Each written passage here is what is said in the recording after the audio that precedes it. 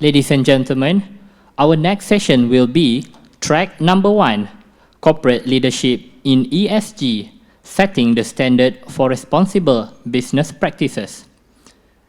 In this session, we will explore into business practice which showcase businesses operating responsibly, ethically, and sustainably, and how strong ESG leadership comes in to support the idea.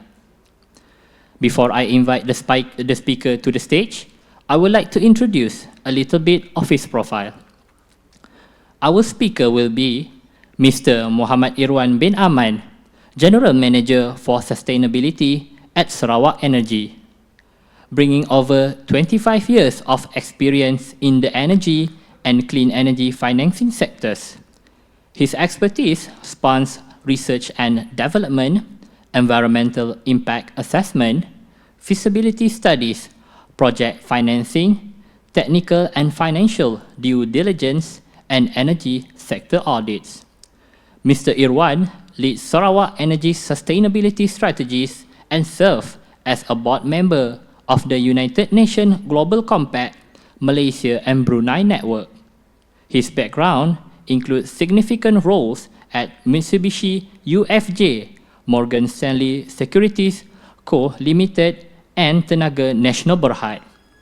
Without further ado, Mr. Muhammad Irwan, please welcome to the stage.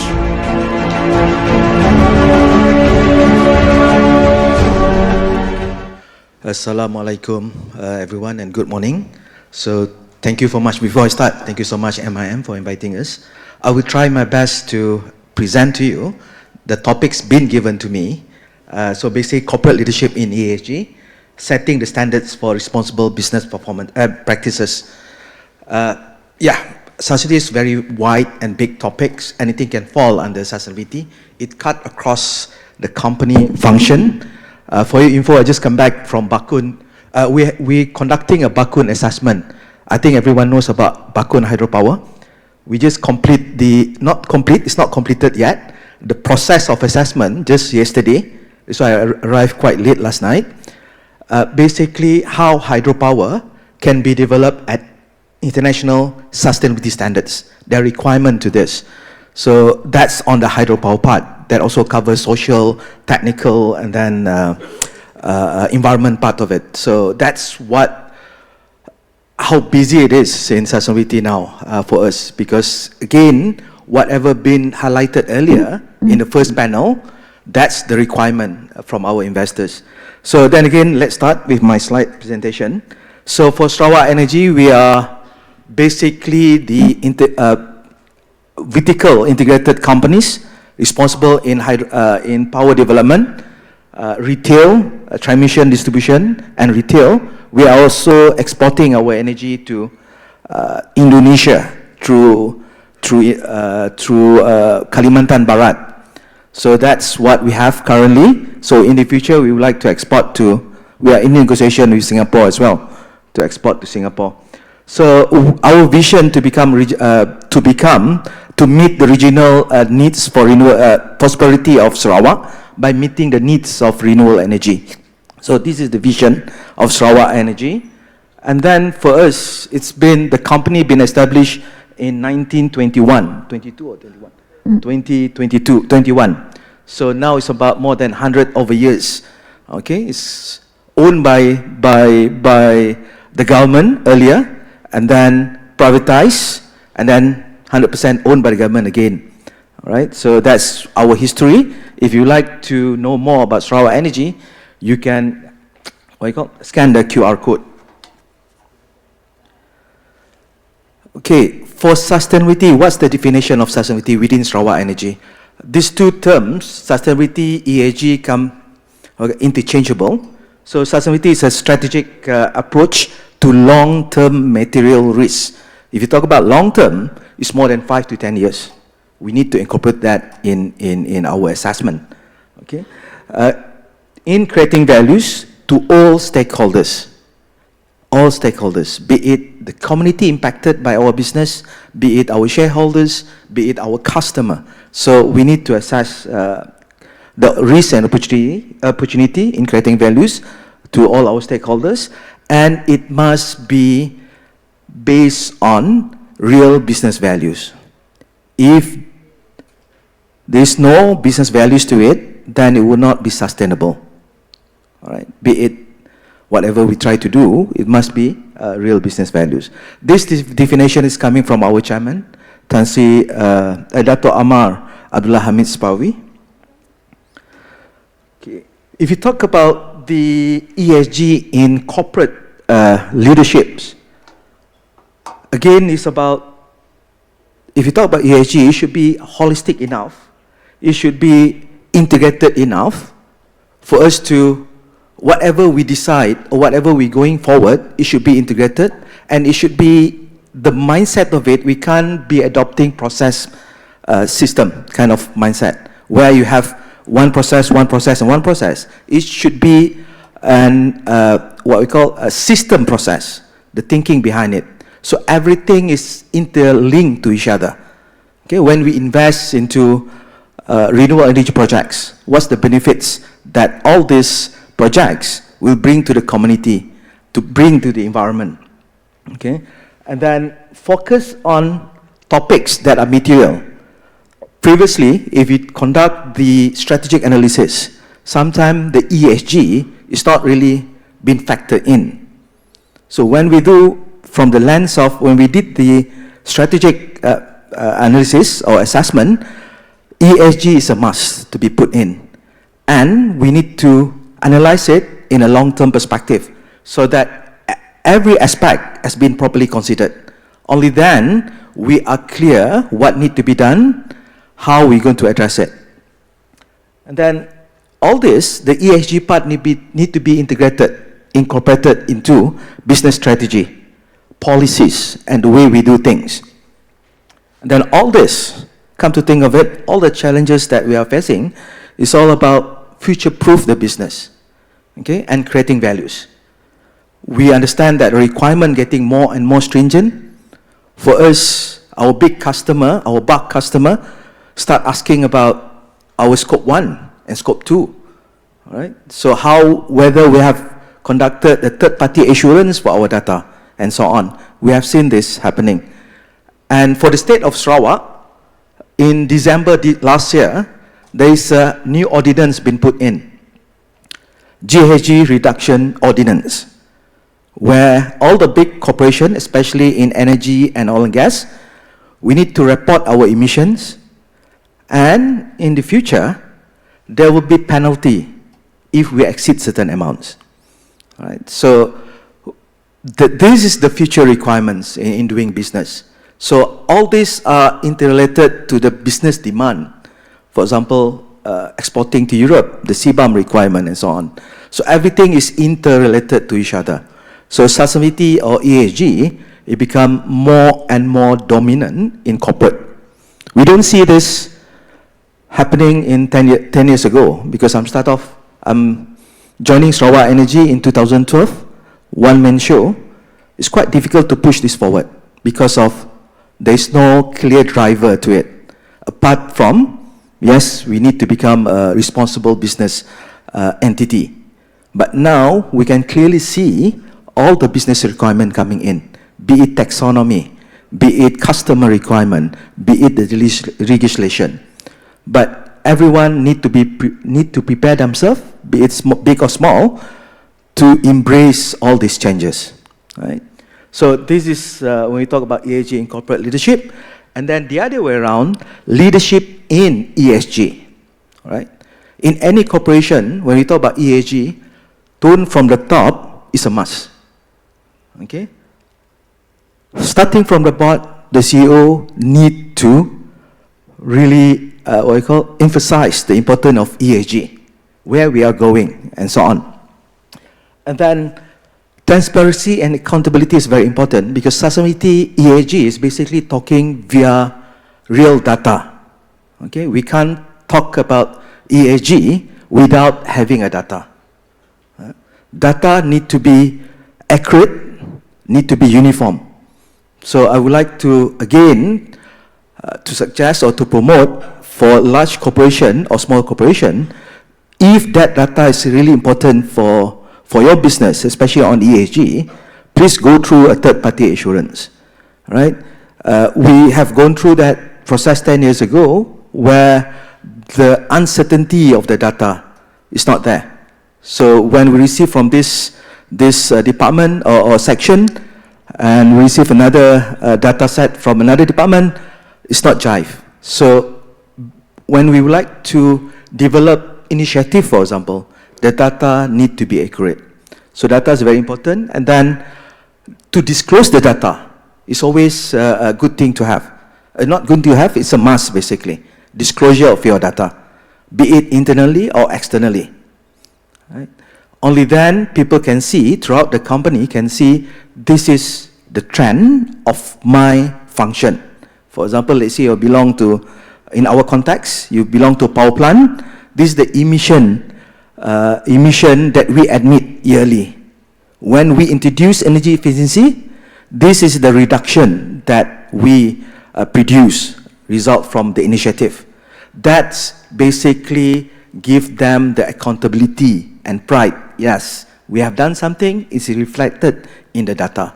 So it's all about communicating through data, if you talk about ESG. And again, engagement. Engagement, very important. Being a technical guy, I have to admit I'm not strong in communication. But I have to admit that communication is very important.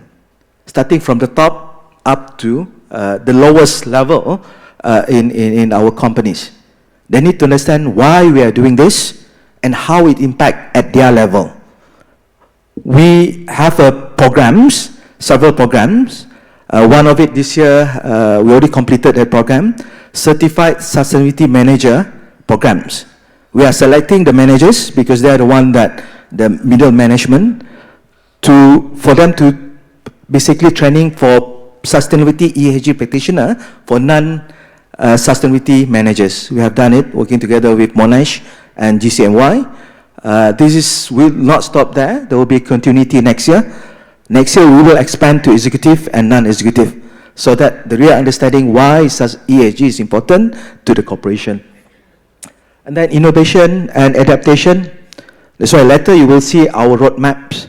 Innovation play a key role in this because we understand we are sitting at the foundation of economics activities, be it at states or country, because we are power utilities. We produce energy. Any improvement that we made, let's say reduction of CO2 in our grid, will impact other corporations, especially for scope 2 of the companies. So any improvement will directly impact our customer. That also impact the country basically performance in terms of ESG. And then definitely toward the end, it must be properly assessed and review process. We must have that process, how we measure it, and we report back to the top management. We need to have accurate indicators, right, to show that this is our progress. Okay, we understand there are a lot of changes in a business landscape now. Okay, from the taxonomy, as I mentioned earlier, for us being a hydropower, majority of our energy coming from hydropower, there are requirements as well. Okay, we're talking about climate bond, hydropower sustainability standards, okay, RE100, carbon offsetting, SDG, ESG rating. What else we have there? Building climate resilient and so on. There are a lot of requirements. But being a corporation, we need to analyze which one is priority to us, which standards that are able to assist us in moving forward. Okay? Once we understand that, then we can draw a proper strategy and roadmaps in moving forward.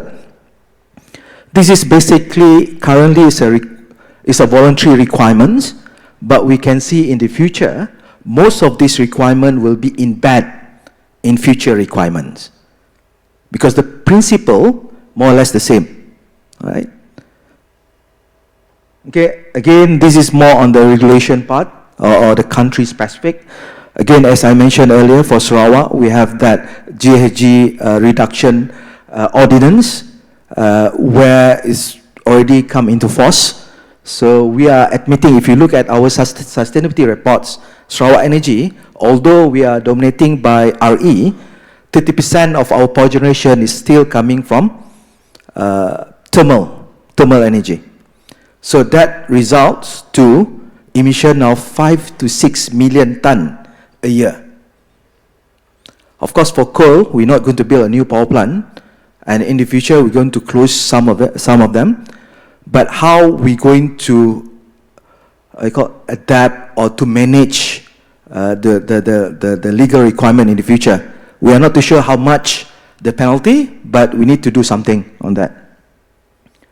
Okay, again, when we mention about stakeholders, engagement is very important. Whatever strategy that we're going to develop within the company, we must involve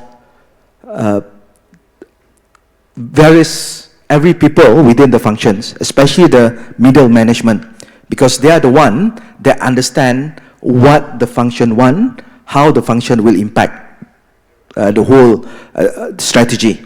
Okay, because the intermediary between top management and the operation guy.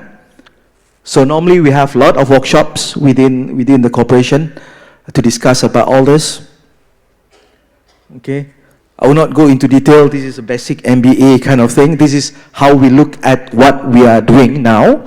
So internal factors, external factors, we understand our vision and we try to assess it and develop a proper strategy in moving forward and develop a management plan to implement it. And toward the end, there will be an assessment. Okay, in terms of this assessment, because of, for example, climate change is one of our top 10 corporate risks, then the assessment will not be limited within our function, sensitive function, but it's also being monitored at internal audit, you see, corporate level, because everything needs to be updated to our board members. Again, this is another one. The points that I mentioned earlier, if we don't force ESG in our assessment, normally ESG issue will fall below, at least it cannot be top 10, for example, because it's always looking at immediate or short-term kind of impact. But we must force this, and it should be based on long-term impact. So we force, for example, if you look here, energy efficiency, biodiversity, carbon tax, also part of this. We put in everything together, and then from here, we try to build our own strategy in moving forward. Okay, in terms of business framework, again, if you look at the key performance area, ESG should be tied directly to business performance. Right? It can't be something good to have, feel-good factors, cannot be like that. It should be linked directly to business performance. And then sustainable production and consumption, sustainable credential, because we are talking about, when we develop this, we're talking about greenwashing and so on. So sustainable credential is basically based on the data that we have, the data that we measure in terms of performance, and then sustainability practices. And the enablers for this, again, leadership, people, process, resources, technology, supplier, and the data. So this is how we frame it, and this is how we look at it. Okay, this might be too overwhelming for you. I just would like to, this is our strategy and roadmap. We are focusing to 5 main themes. Number 1 is sustainable leadership, sustainable growth, business resilience, climate action, workforce and supply change. So for the next 3 years, because from 2022 to 2025, 2023 to 2025 is a 3-year. Basically, we try to mimic RM Malaysian plan every 5 years. But since this roadmap been approved in 2023, so we have a 3 years roadmap. So from 2025, we will revise this roadmap and strategy, and to basically the period will be 2025 to 2030. If you talk about climate change, the one that we have here, we commit to 1.5 degrees C, 1.5 degrees C business ambition. All right, we signed this commitment in 2020, and now last year in November We got the validation from SBTI. The target's very clear now, what we're going to achieve by 2030. Then we work backward. How are we going to achieve that? And this needs to be communicated with our planners, energy planner. So this is how sustainability, having a real credential, having data, able to stir the direction of the companies. For example, the projection is basically tied to our 1.5 degrees C.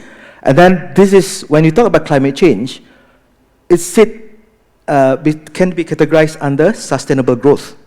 It's not about climate action. Because we understand SBTI climate mitigation action is basically fall under our sustainable growth. Because we know this will be a requirement by our bulk customer.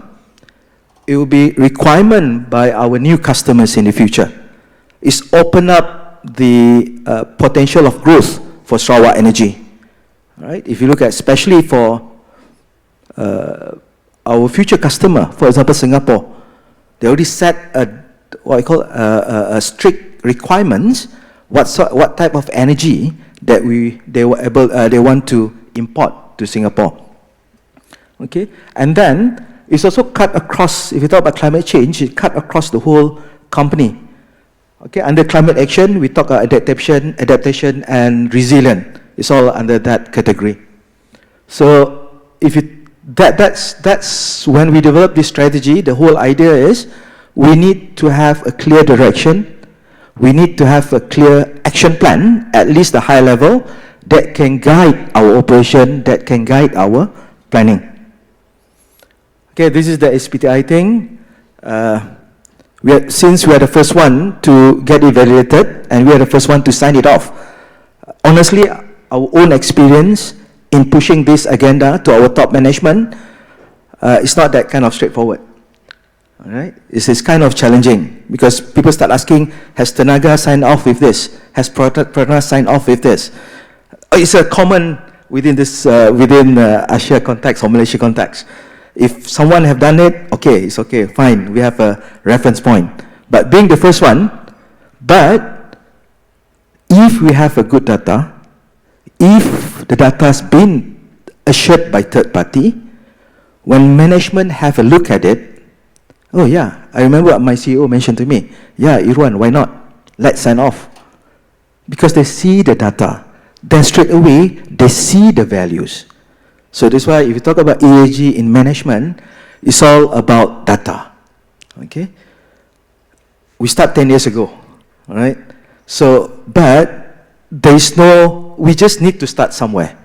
Right? Just measure, for example. That's the things that always mention to our vendors. Okay? And then again, we already have the roadmaps and action plan, a specific roadmap, how we're going to achieve this, the one that we're putting here. Okay, this is our overview of our roadmaps. Our target will be 2030. That will be near-term targets, and toward the end will be until 2050 is about net zero. How energy companies able to achieve net zero? How? It's quite a difficult question, but we need to put it on the table and discuss about it. Right? Then offset will be coming in. How big is the offset? Can we develop our own offset projects? Nature-based, for example. How that can be integrated in the way we do things, okay, within Sarawak Energy. Okay, this is where we are at this moment. We are at 0.19, this is 2021. Our target is to get 0.17 ton CO2 per megawatt hour. This will be our target. Hopefully we are achieving this. Again, the one that I mentioned, the projection of our energy planning is toward this. Okay? Our floating solar that we're going to build, the operation of our coal-fired power plant, gas-fired power plant, basically to meet these requirements. We need to reduce from the thermal side and increase the renewable energy side. So whatever we do at supply side is quite crucial because we are power utilities companies. All right, and then another thing, there are a lot of things here, but I just like to share two examples. One of it, the climate actions, the 1.5 degree C commitment, and another one is on the workforce and supply chain. Because we can move forward, but we need to also bring our vendors, our workers or staff toward a certain level in understanding ESG. Okay, because it's quite difficult. If you talk about scope 1, scope 2, scope 3, scope 1 is quite easy, directly from our power plant. Scope 2 is our building, quite easy because we have a meter. Scope 3, the most difficult part, 10 elements. One of the elements, emission from products and services that we acquire that link to the emission part of it. It's so difficult to measure as of now, but that one is not an excuse. So what we did for the SBTi compliance, we are using the high-level emission factors and to calculate it. We have that, but we also always tell ourselves this estimate is not that accurate because we are using default emission factors. Then we have a project now with MGTC to really look into it and how we can improve the emission factors.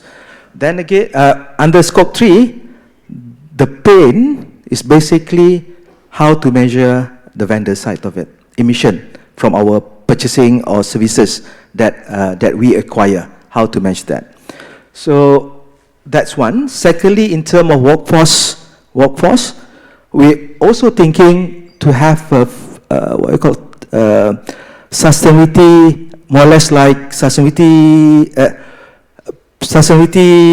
practitioner for non-sustainability practitioner, something along that line.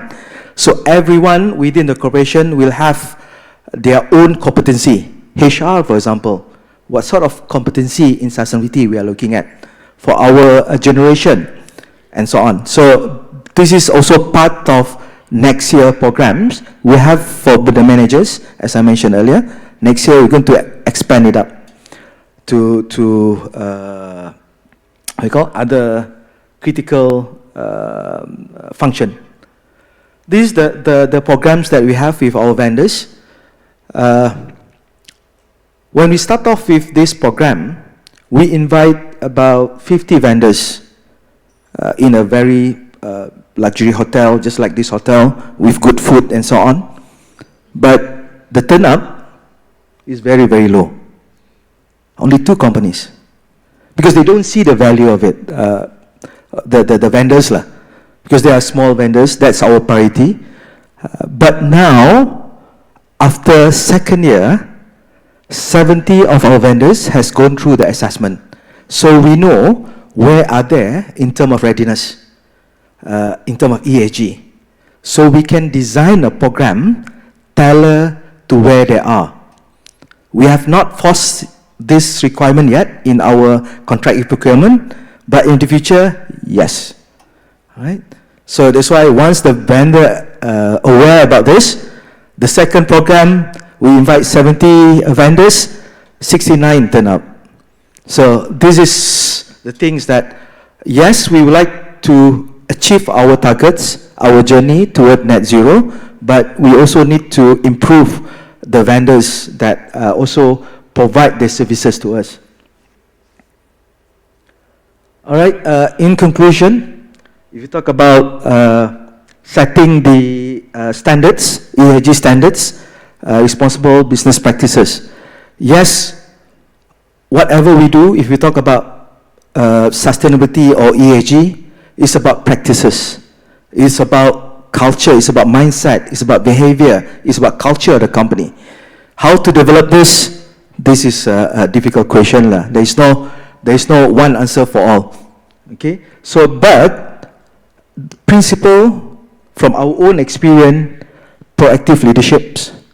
Okay. The management need to be proactive in understanding the topics and providing the tone from the top. We need to have a strategic vision moving forward. We have our chairman is a very visionary guy. So even our chief minister is basically. So we are owned by the state government. Sometimes it's quite hard for us to catch up because of with all this vision, but we try our best. And then genuine commitment to ESG principles. ESG is not about compliance. It's about doing the right thing. It's about going beyond legal requirements. It's about self-compliance or self-regulation. All right? If you look at this, my personal experience, last time, if you talk about conference of parties, it's always dominated by government delegates. But now, it's shifted to corporate. Last COP in Dubai, 700 delegates. The biggest delegates will be coming from private sectors. So that's our role. Be it small or big, but we have our role to play. And then prioritizing environment stewardship, social responsibility and sound governance. It's not only managing the risk, all right? Again, it's about future-proofing the business operations. I think that's my end to my presentation. Thank you.